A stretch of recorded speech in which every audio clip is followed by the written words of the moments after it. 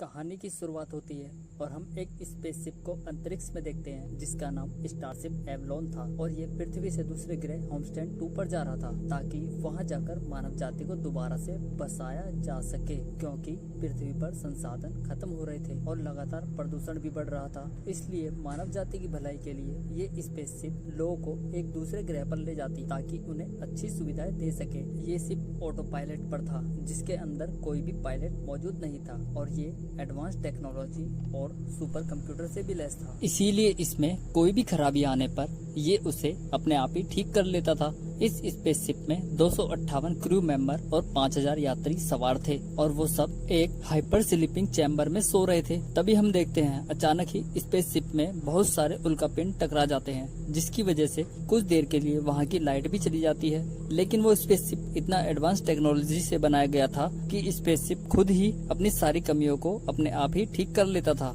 इसी बीच शिप में एक चैम्बर खराब हो जाता है और उससे एक आदमी जाग जाता है जिसका नाम जिम प्रिस्टिन और यही हमारी कहानी का एक मेन कैरेक्टर है। जैसे ही जिम की आँख खुलती है उसके सामने एक कंप्यूटर में एक लड़की होती है जो स्पेसशिप में जिम का स्वागत करती है और वो लड़की जिम को बताती है कि आप 120 साल बाद नींद से जागे हो और एवलॉन शिप सफर के आखिरी पड़ाव में है और अगले 4 महीने में आप अपनी मंजिल पर पहुंच जाओगे। इस दौरान आपको आपके पसंदीदा खाना, मस्ती और नए दोस्तों से मिलाया जाएगा। इसके बाद वो कंप्यूटर गर्ल जिम को उसके कैबिन तक ले जाती है। वो जिम को बताती है कि आप ग्रुप 38 के मेंबर हो जिसके लोग इंजीनियरिंग और तकनीकी हुनर में माहिर हैं। जिम पूरे 120 साल बाद स्पेसशिप पर सोकर उठा है, इसलिए वो कमजोरी महसूस कर रहा था। वो अपने आप को फ्रेश करने के लिए जाता है ताकि उसे किसी भी तरह की इलनेस फील न हो। नेक्स्ट डे जिम स्पेसशिप के ऑडिटोरियम में जाता है लेकिन वहाँ कोई नहीं होता। इससे वो बहुत परेशान हो जाता है। उसे लगता है कि यहाँ कोई न कोई जरूर मिल जाएगा, इसलिए जिम स्पेसशिप के सभी रूम और हॉल को अच्छी तरह से चेक करता है। वो पागलों की तरह शिप के चक्कर लगाता है लेकिन जिम को वहाँ कोई नहीं मिलता। फिर जिम को एक कंप्यूटर की मदद से कैप्टन और शिप के क्रू मेंबरों के बारे में पता चलता है। उसे लगता है कि वो सब उसकी मदद करेंगे, लेकिन जब जिम वहाँ पहुँचता है तो क्रू मेंबर भी स्लीपिंग चैम्बर में ही सो रहे थे। वो उस रूम में अंदर जाने की बहुत कोशिश करता है लेकिन कंप्यूटर उसे यह कहकर वापस लौटा देता है कि कंट्रोल रूम में खास इजाजत की जरूरत है।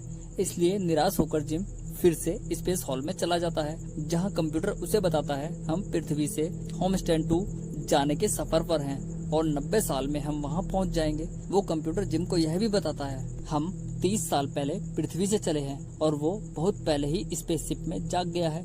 जिम बहुत परेशान हो जाता है। वो पृथ्वी पर एक मैसेज भेजता है। वो मैसेज रिकॉर्ड करता है क्योंकि उसे पता नहीं होता कि दोबारा वो स्लीपिंग चैम्बर में कैसे सो सकता है। मैसेज रिकॉर्ड करके संदेश भेज देता है जहां कंप्यूटर उसे बताता है कि आपका मैसेज 19 साल में वहां पहुंच जाएगा और जल्द से जल्द आपको 55 साल में जवाब मिल जाएगा। ये सुनकर जिम बहुत ज्यादा निराश और परेशान हो जाता है। जब जिम वहां से बाहर आता है तो उसे वहां शिप में एक बार दिखाई देता है। उसमें एक बारटेंडर भी होता है जिसे देखकर जिम को कुछ देर के लिए ही सही लेकिन खुशी तो मिलती है। वो उस बारटेंडर से बात करता है क्योंकि वो किसी इंसान की तरह ही लग रहा था, लेकिन उससे बात करते हुए जिम समझ जाता है कि वो भी एक रोबोट है और उसका नाम ऑथर है। जिम वहाँ से चला जाता है। फिर से अगले दिन की शुरुआत होती है और जिम स्लीपिंग चैम्बर की खराबी को दूर करने की कोशिश करता है लेकिन उसे ठीक नहीं कर पाता। इसके बाद जिम उस दरवाजे को भी खोलने की कोशिश करता है जिसमें पायलट समेत सभी क्रू मेंबर उस स्लीपिंग चैम्बर में सोए हुए थे ताकि उन्हें उठा सके। इसीलिए जिम गैस कटर से उस गेट को काटने की कोशिश करता है लेकिन वहाँ भी उसे कामयाबी नहीं मिलती। निराश होकर जिम फिर से उस रोबोट आर्थर के पास जाता है और अपना दुखड़ा सुनाता है। आर्थर उसे कहता है निराश ना होइए क्योंकि हर निराशा में आशा छुपी होती है। जिम उसे कहता है मुझे लगता है कि इस शिप पर मैं सड़ सड़ कर मरने वाला हूँ। ऑथर उसे कहता है यहाँ शिप पर हर वो सुख सुविधाएं मौजूद हैं जिनकी जरूरत हर आम नागरिक को होती है और जो चीजें आपके काबू में नहीं है उनकी फिक्र करना छोड़ दीजिए और अपनी जिंदगी जीने का मजा लीजिए। यहाँ पर जिम अब पूरी तरह समझ जाता है कि उसे अब क्या करना है। वो अपनी जिंदगी को फुल एंजॉय करता है वो फुटबॉल खेलता है, संगीत सुनता है, यहाँ तक कि वो डांस भी करता है। ऐसा करते करते जिम को शिप पर बहुत टाइम हो गया था। रोज रोज का खाना पीना और सोना, केवल यही उसकी जिंदगी रह गई थी। जिम इन सब से बुरी तरह ऊब गया था, इसलिए जिम स्पेस सूट पहनकर शिप के बाहर जाता है। वहाँ जिम आत्महत्या करने की कोशिश करता है, लेकिन वो ऐसा नहीं कर पाता और वापस लौट जाता है। वापस लौटते वक्त जिम को स्लीपिंग चैम्बर में एक लड़की दिखाई देती है जिसका नाम अरोरा लेन था और वो पेशे से एक लेखक होती है। जिम कंप्यूटर से अरोरा की जानकारी इकट्ठा करता है ताकि अरोरा को जान सके। जिम के मन ही मन अरोरा बस चुकी थी। वो सब बातें ऑथर को बताता, क्योंकि जिम को नई उम्मीद की किरण मिल चुकी थी। जिम उठते बैठते सोते जागते अरोरा का वीडियो ही देखता रहता था। यहाँ पर जिम अरोरा को उठाने के बारे में भी सोचता है। दरअसल जिम अरोरा का स्लीपिंग चैम्बर खराब करके अरोरा को उठा देगा, लेकिन वो ऐसा करेगा तो अरोरा भी शिप पर जिम के साथ ही फंस जाएगी। बट वो इससे अपने अकेलेपन को तो दूर कर सकता था। इससे जिम को बहुत अजीब लगता है, क्योंकि वो नहीं चाहता था कि अरोरा की जिंदगी को खराब करे। बहुत दिनों तक सोचने के बाद और अपना दिल पक्का करके वो स्लीपिंग चैम्बर में गड़बड़ी करके उसे खोल देता है, लेकिन अरोरा के जागने से पहले ही जिम वहाँ से निकल जाता है और अपने रूम में चला जाता है। जिम वापस लौटता है तो उसके सामने अरोरा थी। जिम अरोरा को बताता है कि इस स्पेसशिप पर केवल हम 2 ही लोग जागे हैं और क्रू मेंबर अभी भी सो रहा है। फिर जिम अरोरा को तारामंडल हॉल में ले जाता है, जहां उससे पता चलता है कि हम 89 साल बाद अपने न्यू ग्रह पर पहुंचेंगे। इतना सुनकर अरोरा बहुत बुरी तरह से घबरा जाती है। वो भागकर अपने स्लीपिंग चैम्बर तक जाती है ताकि उसमें दोबारा सो सके, लेकिन जिम उसे बताता है अगर हम एक बार अपनी नींद से जाग गए तो दोबारा नहीं सो सकते, क्योंकि उसके लिए हमें खास उपकरण की जरूरत पड़ेगी। ये चैम्बर ऐसे बनाए गए हैं ताकि हमें नींद में सुला सके। अरोरा अपने रूम में चली जाती है। इसके बाद जिम अरोरा के जगाने के बारे में ऑथर को बताता है और उससे इसे एक राज रखने के लिए कहता है। वो ऑथर को ये भी कहता है कि तुम अरोरा को नहीं बताना कि जिम ने उसे जगाया है, बल्कि मैं खुद ही उसे बताऊंगा, क्योंकि उसे ऐसा लगता है कि ये एक हादसा है। नेक्स्ट सीन में हम अरोरा को देखते हैं। यहाँ पर वो उसी गेट को खोलने की कोशिश करती है जिसमें अंदर क्रू के मेंबर सोए हुए थे। वो हथौड़े से गेट को तोड़ती है, लेकिन नहीं तोड़ पाती, इसलिए निराश होकर वहाँ बैठ जाती है। सीन चेंज होता है। अरोरा एक नोट लिखती है जिसमें वो बताती है कि मुझे जगे हुए 7 दिन हो गए हैं और मैं बहुत ही जल्द जाग गई हूँ। शायद मुझे अपनी बाकी की जिंदगी यहीं गुजारनी पड़े, स्टारशिप एवलोन पर। मेरे साथ यहाँ पर एक मुसाफिर भी जागा हुआ है जिसका नाम जिम प्रिस्टीन है। वो एक मैकेनिक है। बाकी मुसाफिर अगले 90 साल तक स्पेसशिप के स्लीपिंग चैम्बर में ही सोते रहेंगे। इसलिए अरोरा जिम का एक इंटरव्यू भी लेती है। यहाँ पर अरोरा जिम से पूछती है कि तुमने पृथ्वी को क्यों छोड़ दिया। जिम उसे बताता है मैं एक नई दुनिया में जीना चाहता हूँ और एक मैकेनिक होने के नाते मुझे चीजें बनाने का शौक है और मैं उन्हें ठीक भी कर सकता हूँ। मुझे मेरे टिकट पर डिस्काउंट मिला, इसलिए मैं यहाँ आ गया। यहाँ पर अरोरा जिम से अच्छी तरह घुल मिल जाती है। वो उसे आथर से भी मिलाता है। कुछ दिन बाद जिम अरोरा के साथ एक डेट प्लान करता है। अरोरा भी मान जाती है और इस तरह दोनों अपनी लव स्टोरी को आगे बढ़ाते हैं और एक नई शुरुआत करते हैं। इस बीच जिम अरोरा को स्पेसशिप के बाहर भी ले जाने की कोशिश करता है, जो कि अरोरा के लिए एक नया अनुभव था। धीरे धीरे उन दोनों की लव स्टोरी आगे बढ़ती है। थोड़ा रोमांस करते हैं और अरोरा अपने उन पलों को भी अपनी डायरी में लिखती है जो पल उसने जिम के साथ में बिताए हैं। अरोरा का कहना था कि हमारी लव स्टोरी के बारे में कोई नहीं जान पाएगा, लेकिन हम दोनों एक दूसरे का साथ पाकर बहुत खुश हैं। और एक अजीब सी बात है कि हम सब सपने देखते हैं और उन्हें पूरा करने के लिए मेहनत भी करते हैं, लेकिन किस्मत हमें वहाँ ले जाती है जहाँ हम जाना ही नहीं चाहते, क्योंकि हम एक मुसाफिर हैं। अरोरा को खुश करने के लिए जिम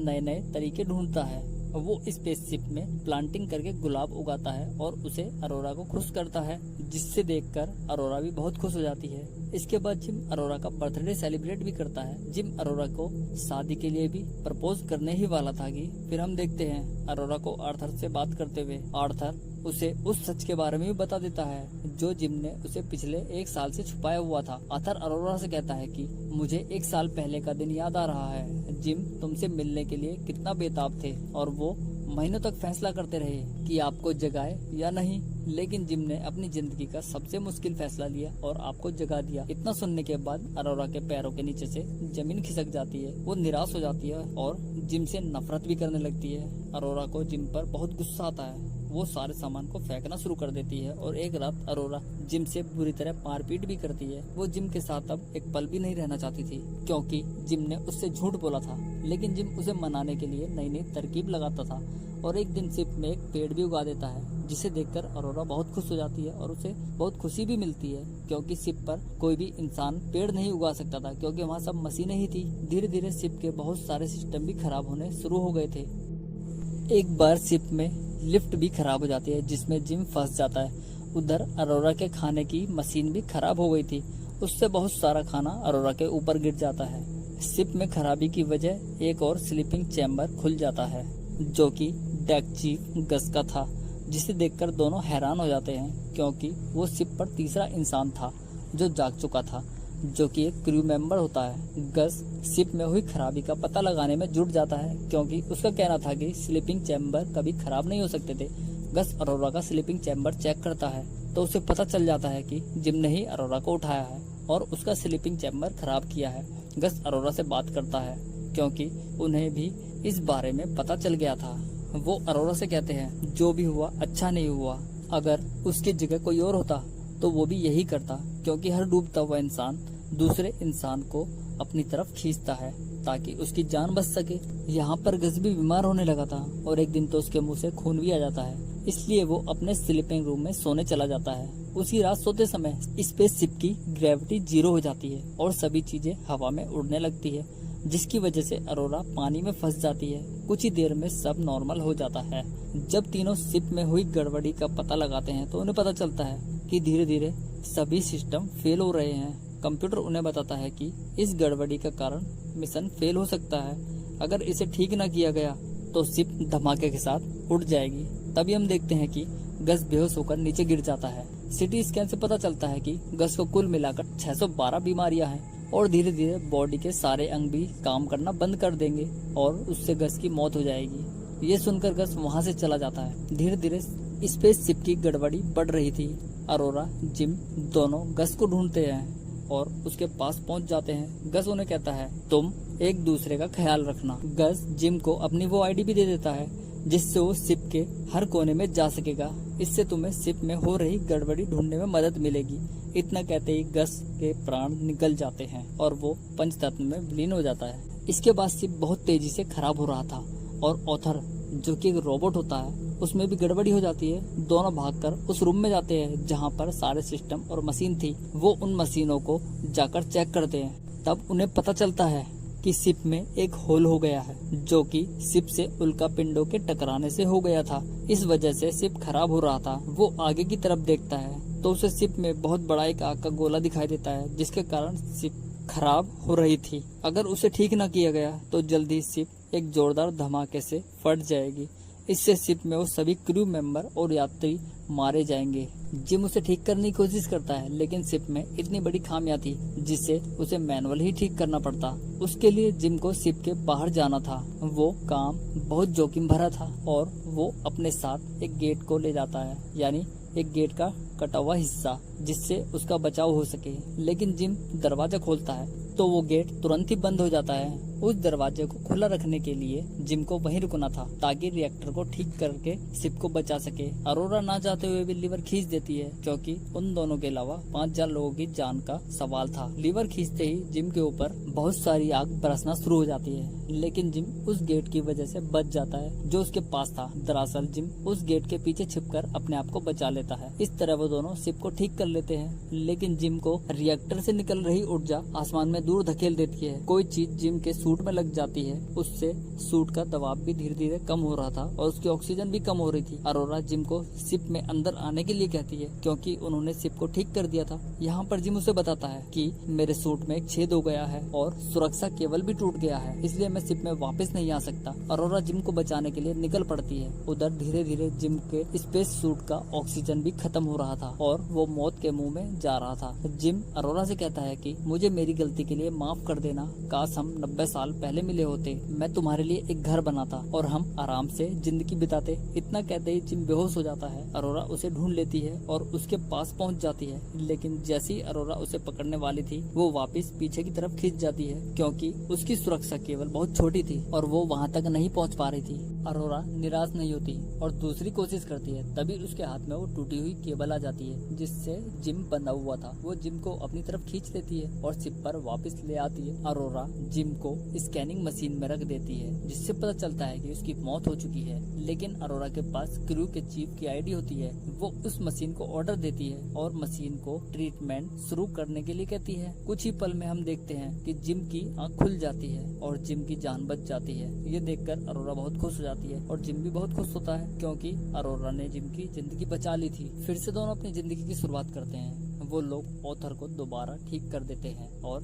डेक चीफ को भी अंतिम विदाई देकर वो विदा कर देते हैं। इसके बाद जिम अरोरा को एक मशीनी फंक्शन दिखाता है जिससे शरीर को स्थिर करके लंबी नींद में भेजा जा सकता था। इससे शरीर की हरकतें तो रुक जाती हैं और तुम पहले की तरह ही नींद में चली जाओगी। गस की आईडी की मदद से वो अरोरा को दोबारा से सुला सकता था, लेकिन वो मशीन भी एक ही थी। जिम अरोरा को कहता है कि वहाँ पहुंचकर तुम अपने सपने पूरे करोगी, अपनी बुक लिखोगी। अरोरा उसे कहती है इससे तुम अकेले रह जाओगे और मैं फिर कभी तुम्हें नहीं देख पाऊंगी। यहाँ पर अरोरा वापस नहीं जाना चाहती थी और वो स्पेसशिप पर जिम के साथ ही रहना चाहती थी। इस तरह दोनों वहाँ शादी कर लेते हैं। 88 साल बाद शिप होमस्टेड 2 पर पहुँच जाती है और क्रू के उठने की प्रक्रिया भी शुरू हो जाती है। क्रू जब उठता है तो अपने चारों तरफ शिप में उन्हें हरियाली ही हरियाली दिखाई देती है। अरोरा की बुक पढ़ने पर उन्हें पता चलता है कि सब जिम और अरोरा ने किया है। स्टारशिप एवलोन अपनी मंजिल तक पहुंच गया। आप जब नींद में थे यहाँ जीवन की शुरुआत हुई। और मेरे एक दोस्त का कहना है कि आप ख्यालों की दुनिया में इतना खो जाते हो